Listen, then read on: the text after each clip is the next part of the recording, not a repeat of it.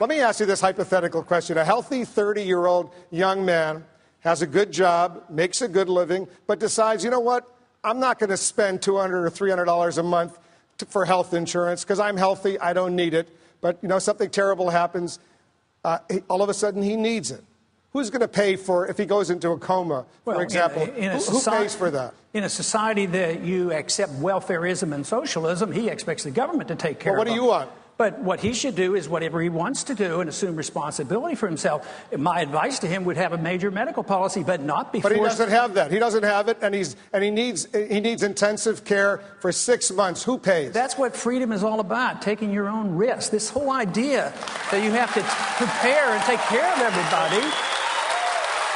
But, Congressman, are you saying the society should just let him die? No. I practiced medicine before we had Medicaid in the early 1960s when I got out of medical school.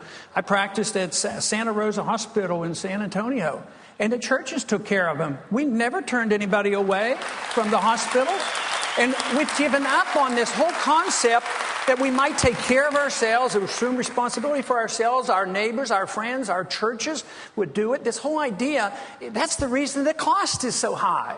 The cost is so high, we cause it, dump it on the government, becomes a bureaucracy, it becomes special interest, it kowtows to the insurance companies and the drug companies. Then on top of that, you have the inflation.